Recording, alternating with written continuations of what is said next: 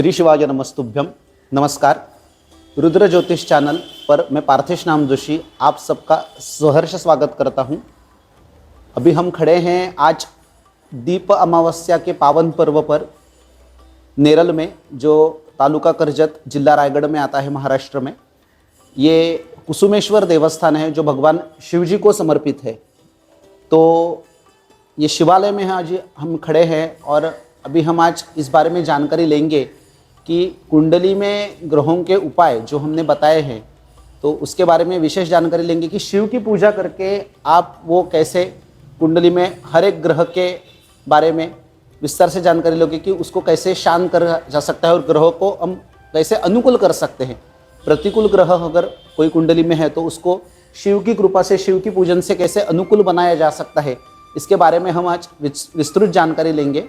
तो ये बहुत ही जागृत देवस्थान है जो कुसुमेश्वर इस नाम से प्रसिद्ध है, जो विख्यात है, जो नेरल में है, राज्य महाराष्ट्र, तालुका कर्जत, जिला रायगढ़ में। तो सबसे पहले ये जानकारी लेते हैं। आइए देखते हैं कि मंदिर में शिव जी का दर्शन किस प्रकार करते हैं। तो शुरुआत करते हैं।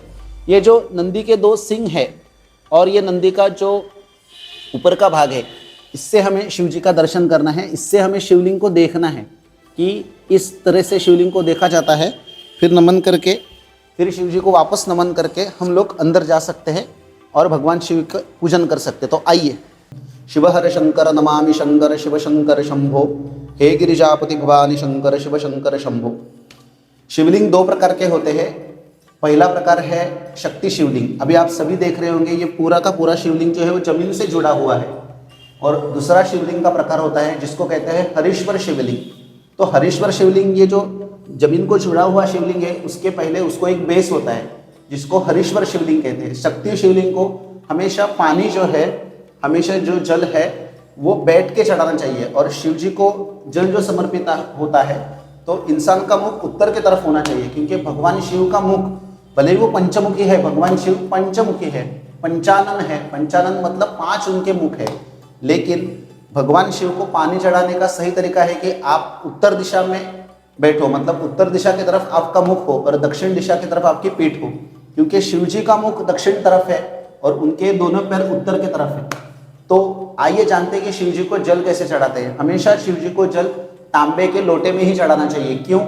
क्योंकि जैसे ही हम तांबे के लोटे में जल डालते हैं तो वो जल जो है वो अत्यंत पवित्र माना जाता है, अत्यंत पवित्र होता है। तो तांबे के लोटे में जल भर के सबसे पहले शिव जी के इस भाग के ऊपर जल चढ़ाना चाहिए जहाँ पर भगवान गणेश का वास है।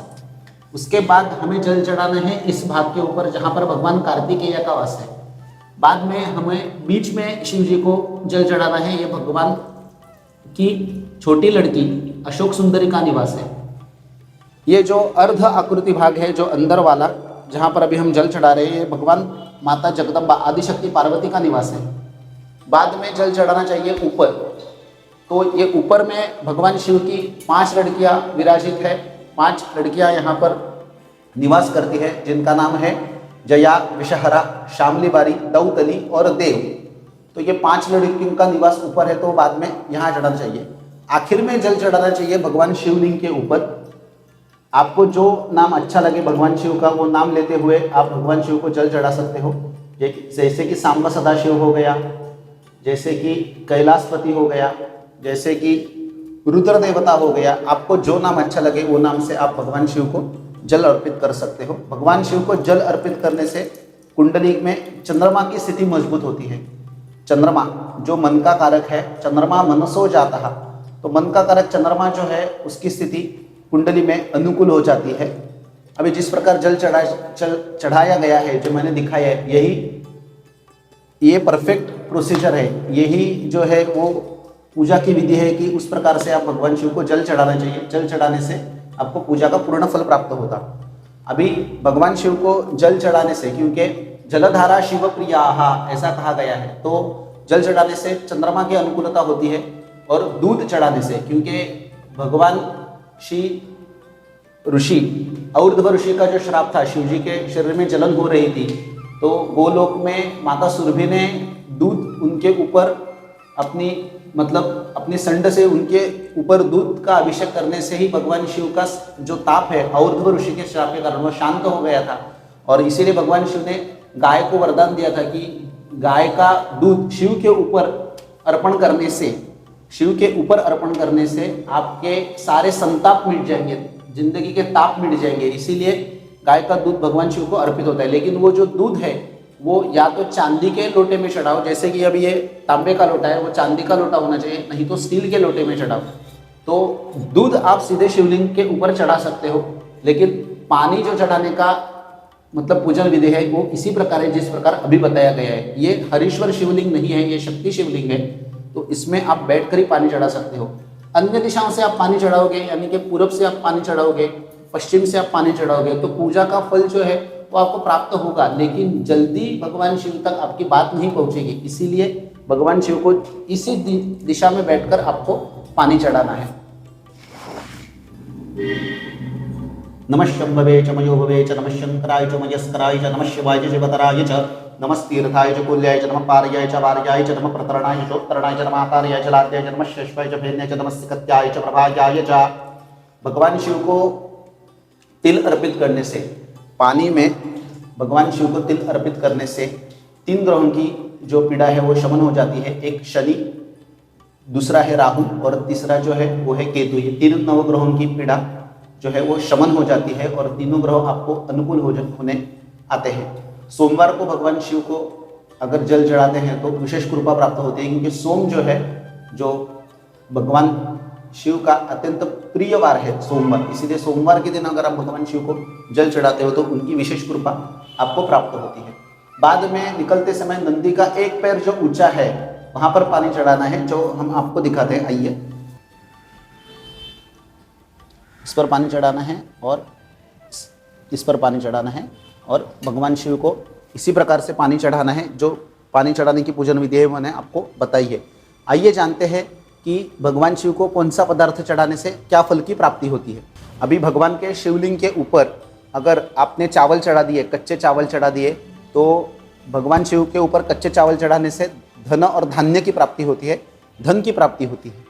गेहूँ चढ़ाने से संतान उत्पत्ति में बाधा आ रही है तो संतान उत्पत्ति में बाधा नहीं आती। अगर लगातार आप 108 दिन भगवान शिवलिंग के ऊपर अगर गेहूँ चढ़ाते हो तो संतान में आने वाली रुकावटें, संतान प्राप्ति में आने वाली रुकावटें स्वयं समाप्त होकर संतान प्राप्ति होती है। अगर भगवान शिव के ऊपर आप धतूरा का फल चढ़ाते हो तो जाने अनजाने में अगर आपने ज़िंदगी में कभी झूठ बोला या छल कपट किया है, उसका जो दोष प्राप्त होता है, जो शरीर को लगता है और जिससे शनि ग्रह प्रभावित होते हैं, क्योंकि शनि ग्रह न्याय देवता है, शनि ग्रह जो है वो आपके कर्म के देवता है, तो वो भी आपको अनुकूल होते हैं जो आप धतूरा का फल शिव को चढ़ाए। तो बाद में आप प्रति शनिवार को अगर जल में काले तिल जो है वो डाल के भगवान शिव को जल चढ़ाए, जैसे अभी विधि बताया, तो आपका कभी अकाल मृत्यु नहीं आ सकता और शनि और राहु और केतु की देवता प्राप्त हो सकते हैं। आप देख सकते हो शिवलिंग के ऊपर एक नाग विराजित है, तो नाग देवता के ऊपर भी आप जब जल चढ़ाओगे तो भी आपका राहु और केतु जो है कुंडली में अगर दूषित है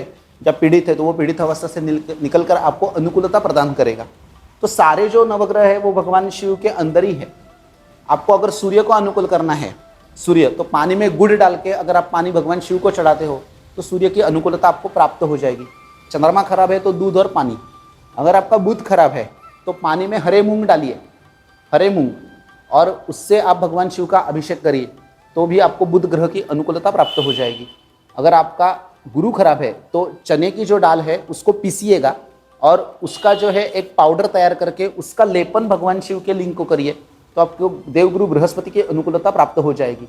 शुक्र की अनुकूलता प्राप्त होने के लिए चावल पीसिएगा, उसकी पेस्ट करिएगा और वो जो है वो भगवान शिव को आप अर्पित करिएगा, चावल की पेस्ट जो है, तो भी आपको शुक्र ग्रह की अनुकूलता प्राप्त हो जाएगी। इतर, भगवान शिव को अगर आप इतर लगाते हो तो भी आपको शिव के आशीर्वाद के कारण शुक्र ग्रह की अनुकूलता प्राप्त हो जाएगी। और शनि और राहु के केतु में, शनि राहु केतु में आपको क्या करना है वो तो अभी मैंने पहले ही बताया। तो इस प्रकार से शिव के पूजन से आप सभी नवग्रहों की पूजा का फल प्राप्त कर सकते हो और उनकी अनुकूलता प्राप्त कर सकते हो। ये सारे जो नवग्रह है वो भगवान शिव के अंदर ही है और शिवलिंग के अंदर 33 कोटि देवताओं का निवास है। यानी कि शिव की पूजन करना मतलब आपने सभी देवताओं की पूजा कर ली। जलधारा शिव प्रिया, तो कभी भी भगवान शिव को आपको नमन करने के बाद शिव को जल चढ़ाना ही चढ़ाना है। शिव के मंदिर में 3 बार ताली क्यों बजाते हैं, ऐसे जो करते हैं और शंभो कहते हैं, तो इसका विधान ऐसा है कि जो दक्ष प्रजापति थे राजा दक्ष, जिनकी मतलब लड़की सती थी, वो भगवान शिव की पहली पत्नी थी। तो उन्होंने जब अग्निवास धारण किया और अग्नि में वो चली गई, तो उसके बाद दक्ष का जो यज्ञ था उसमें उसका वध हो गया। तो उसके बाद भगवान शिव के जागृति के लिए दक्ष ने वो शिव से वरदान प्राप्त किया। इसीलिए 3 बार अगर हम भगवान शिव के मंदिर में ताली बजाते हैं और शंभो कहते हैं, तो शिव का शिवलिंग जागृत होकर हमें आशीर्वाद देता है। इसलिए 3 बार ताली बजाने से भी शिव राजी है। ये ताली बजाने का सबसे महत्वपूर्ण उसका कारण है कि 3 बार हम अगर ताली बजाएंगे और 3 बार भगवान शिव के मंदिर में जाकर हम महादेव महादेव महादेव ऐसा भी कहेंगे, तो भी शिव की कृपा जल्दी प्राप्त होती है, ऐसा कहा गया है। श्री शिवाय नमस्तुभ्यम।